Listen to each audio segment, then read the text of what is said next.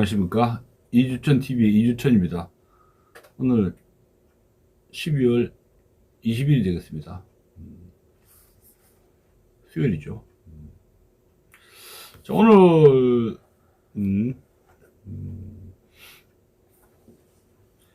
동성애 문제를 좀 언급하고 싶은데요. 동성애는 우상숭배와 비견되는 중대한 범죄다, 뭐 이런 제목으로 한 말씀을 드리겠습니다. 제가 인용하고 싶은 것은 전환기 한국 사회 앞에 선 기독교라는 책을 쓰신 이상원 신학 박사님이 쓰셨는데, 그 중에서 아주 좋은 칼럼을 쓰셨어요.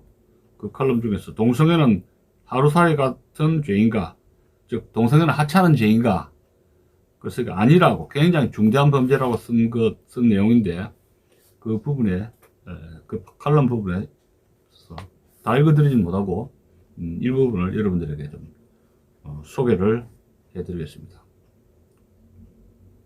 페이지 138페이지입니다. 로마서 1장 24절, 24절, 26절, 27절을 보라는 겁니다. 자, 로마서 1장에 24, 26, 27입니다. 그걸 좀 읽어드리겠습니다.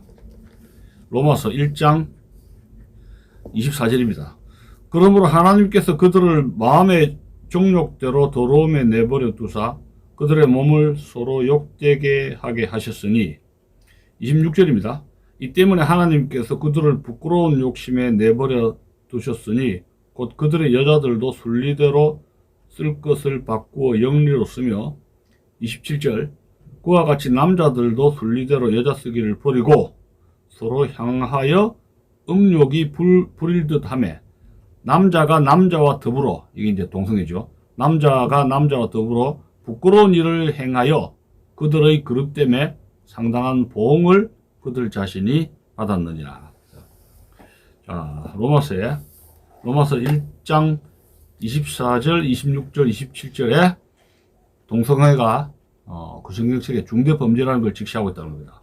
자, 이 본문에서 남자와 여자가 성관계를 갖는 것을 의미하는 순리를 남자와 남자, 여자와 여자가 성관계를 갖는 것을 의미하는 영리로 바꿔 쓰는 것, 곧 동성간의 성행위는 그 자체가 이미 하나님의 버림받음과 하나님의 보응을 받은 증거라는 강력한 비판이 등장한다. 이와 같은 표현 이외에도 로마서 1장이 동성애를 어느 정도 심각한 죄악으로 여기고 있는가 하는 것은 로마서 1장 18절에서 32절까지의 수술 목적을 통해서도 명확하게 확인된다. 로마서 1장 18절에서 32절까지의 32절은 바울 당시의 이방사회, 특히 로마 제국의 영역에 나타난 죄악의 상태를 묘사하는 본문이다.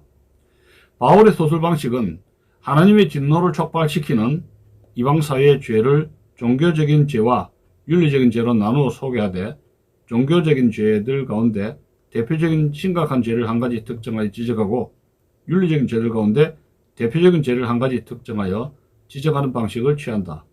그리고 이 두 죄는 그 대표성과 심각성에 있어서 동등한 것으로 제시된다는 겁니다. 자, 이방사회를 대표하는 종교적인 죄는 우상숭배다.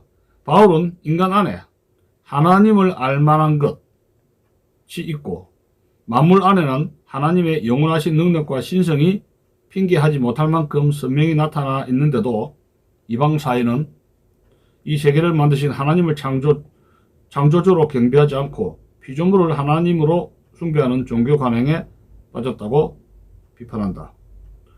로마서 1장 19절에서 23절 또 25절입니다. 우상숭배와 동급의 대표적이고 심각한 죄로 지적한 것이 바로 동성애다.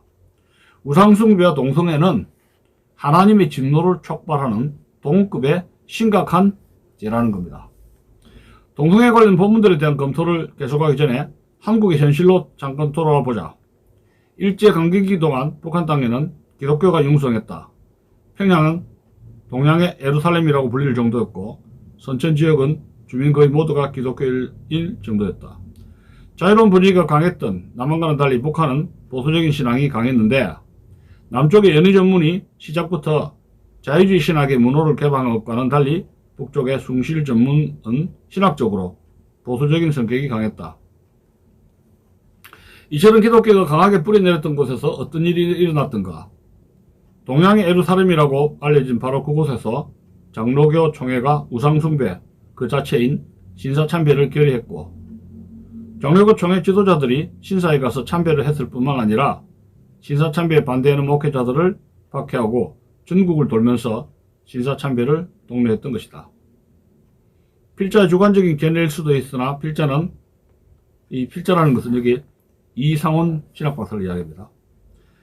필자는 이와 같은 기독교 지도자의 우상숭배에 진노하신 하나님의 무서운 심판으로 인해 순식간에 북한 전역이 가혹한 박해의 땅, 김일성, 김정일, 김정은을 우상으로 섬기고 주체사상교가 철군으로 다스리는 저주의 땅이 되었다고 해석한다는 겁니다. 이 이상훈 박사의 주관적인 견해일 수도 있지만 이런 토를 다른 거예요. 신학적인 차원에서 그렇게 해석한다는 겁니다. 그렇다면 대한민국이 우상숭배와 동급의 죄인 동성애를 국가적인 차원에서 합법화하고 동성애에 대한 비판을 국가적 차원에서 금지한다면 신사참배에 범한 죄에 내리는 하나님의 진노에 버금가는 심판을 받는다고 보아야 하지 않겠는가? 이와 같은 해석에 대한 사례가 있는가? 그렇다. 바로 창세기 19장에 기록되어 있는 소돔과 고모라 사건이 그 하나이고, 사사기 19장과 20장에 기록되어 있는 레위인의 첩사건이 또 다른 하나의 예이다. 자, 그렇다면 성경에 나타난 동성애에 대한 하나님의 심판에 대해서 두 가지 케이스를 이상훈 박사는 지적하고 있습니다. 자, 첫 번째 케이스가 소돔과 고모라 멸망건입니다. 하나님은 소돔과 고모라의 죄가 크게 관영하자 두 성을 멸망시키기로 결정하시고 마지막 확인을 위해 세 천사를 보내신다. 세 천사는 아브라함을 만나 두 성의 멸망 계획을 알렸고, 아브라함은 롯을 구하기 위하여 천사들에게 간청했으나 소돔과 고모라의 의인 10명이 없어서 결국 하나님의 마음을 돌려놓지 못했던 것이다. 세 천사들 가운데 한 명, 이 한 명은 예수님이라는 해석도 있다. 이 천사들 가운데 한 명이 빠진 두 명의 천사가 소돔성에 도착했을 때 롯이 이들을 영접한다. 두 천사가 롯의 집에 왔다는 소식을 들은 소돔 백성들이 모여들어 두 천사를 자신들이 상간하겠으니 내놓으라고 협박한다. 상간하겠다로 번역된 야단은 성관계를 갖겠다는 뜻이다. 아마도 두 천사는 외모가 준수한 남성 천사였던 것 같다. 소돔 백성들은 두 천사와 동성 성관계를 갖고 싶어 한 것이다. 동성 간의 성관계를 이성 간에 이루어지는 비정상적인 성관계보다 한층 더 악한 죄악으로 생각한 롯은 급한 대로 남자와 관계를 갖지 않은 두 딸을 내어주겠다고 제안하면서 이런 악, 곧 동성애만은 하지 말라고 소돔 백성들에게 간청한다. 그러나 이들은 롯의 제안을 받아들이지 않는다. 소돔성의 실상을 확인한 두 천사는 지체 없이 소돔성의 파괴 작업에 들어가 롯의 가족을 피신시킨 후 불과 유황을 내려 소돔과 고모라를 파멸시켜 버린다. 원래 불심판은 하나님께서 종말의 때 내리시기로 유보해 두신 것인데, 동성애는 하나님으로 하여금 종말의 때를 위하여 예비된 불심판을 앞당기기로 결정하도록 할 만큼 크고 심각한 죄인 것이다. 여기서 우리는 소돔과 고모라가 교회가 아니라 이방 국가였다는 사실에 주목할 필요가 있다. 동성애는 하나님을 믿지 않는 이방 국가에까지도 심판을 앞당겨서 내리게 할 만큼 하나님이 심각하게 생각하는 중대한 범죄다. 동성애를 하루살이라고 폄하하며 동성애를 범해도 망하지 않는다고 말하는 자는 거짓 선지자이다. 자, 두 번째 경우 레위인의 첩사건입니다.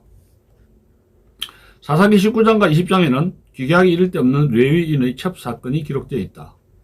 에브라임 산지에 사는 레위 사람 남자입니다. 레위 남자가 유대 베들레헴으로부터 첩을 맞이했다. 하나님이 따로 불러 세우신 지파인 레위 지파 사람이 첩을 얻은 것도 기괴한 일이었다. 아마도 첩은 얼굴이 반반한 여자였던 것 같다. 이 여자는 첩으로 들어온 뒤에 바람을 피웠고 바람을 피운 후에는 자기 집으로 돌아가 은거하면서 넉 달을 지냈다. 레위인은 첩을 자기 집으로 데려오라고 베들레헴으로 갔고 베들레헴에 간 레위인은 첩을 설득하여 집에 데리고 올 수 있게 되었다. 며칠 더 묵은 후에 떠나라는 장인의 간청에 못 이겨 장인의 집에 머무르던 레위인이 마침내 첩과 함께 집으로 돌아오는 길에 나섰다. 여행 중에 숙박지를 찾지 못한 채 밤을 맞이한 레위인과 첩은 베냐민 지파의 땅인 기브아에서 노소가를 했으나 어느 노인의 배려로 이 노인의 집에 묵게 되었다. 그런데 레위인의 소식을 들은 기브아의 불량배들이 노인의 집에 몰려든다. 아마도 이 레위인은 외모가 준수했던 것 같다. 불량배들은 레위인을 내놓으라고 노인을 협박하면서 자신들이 레위인과 관계하겠다고 말한다. 사사기 19장 22절입니다. 이 본문에서 관계하겠다는 말도 역시 성관계를 갖겠다는 뜻이다. 동성애를 이성 간의 비정상적인 성관계보다 훨씬 더 악한 행위로 생각했던 노인은 자신의 처녀 딸과 레위인의 첩을 내놓을 테니 이 같은 악행, 곧 동성애만은 행하지 말아야 한다고 청원한다. 하지만 노인에게 미안했던 레위인이 노인의 딸을 내어주는 것을 꾹꾹 만리했던 것 같다. 이에 불량배들은 레위인이 내놓은 첩을 밤새도록 윤관했다. 첩은 윤관의 후유증으로 새벽에 죽고 말았다. 레위인은 죽은 첩의 시신을 칼로 12덩이로 자른 후에 이스라엘 12지파에게 한 덩이씩 보내었다. 시신 덩어리를 받은 11지파가 모여서 베냐민 지파에게 불량배들을 내어놓으라고 했으나 베냐민 지파가 응하지 않자 11지파의 40만 대군과 베냐민 지파의 2만 6천 명 및 베냐민 지파와 연합한 기브아 주민 700명 사이에 전쟁이 벌어졌다. 베냐민 지파는 전쟁에 능한 지파였기 때문에 첫 싸움과 두 번째 싸움에서 승리하여 11지파의 병사 2만 2천 명과 1만 8천 명이 전사한다. 그러나 곧이어 벌어진 세 번째 전투에서 방심한 베냐민 지파가 패하여 2만 5천 명이 전사하고 싸움이 끝난다. 이 전투로 이스라엘 백성들 가운데 6만 5천 명 이상이 전사했고 베냐민 지파가 괴멸되다시피 했다. 자, 결론은 우리에게 좋은 그거입니다. 이처럼 동성애는 참혹한 사륙이 뒤따른 내전의 빌미가 되었던 것이다. 이방 국가였던 소돔과 고모라와 달리 레위인의 첩사건은 하나님의 백성 공동체 안에서 일어난 사건으로서 동성애가 하나님의 백성 공동체를 심각한 분열과 붕괴로 몰아넣는다는 교훈을 안겨주었다. 동성애를 허용한 교단과 교회는 반드시 해체의 길을 걷게 될 것이다. 현재 미국 최대의 장로 교단인 PCUSA는 동성애를 허용한 이후 매년 5만 명 이상의 회원이 줄어들고 있으며 동성애를 허용하는 교단에 동의하지 않는 교회들이 속속 교단을 탈퇴하여 이미 별도의 복음적인 교단을 만들었다. 이상에서 살펴본 성경 본문들의 증거만 가지고도 우리는 동성애가 결코 가벼운 죄가 아니라 국가와 교회의 운명을 결정짓는 심각하고 위중한 중대 죄악이라는 사실을 어렵지 않게 확인할 수 있다. 이것이 우리가 동성애 반대 운동을 지속적으로 해야 하는 성경적인 이유인 것이다. 자, 성경에서 이 저자 이상훈 신학 박사는 성경에서 동성애는 우상숭배 이상으로 중대한 범죄라는 것을 성경 안에 있는 그 기술을 통해서 성경을 통해서 낱낱이 지적을 하고 있습니다. 자, 마치겠습니다. 감사합니다.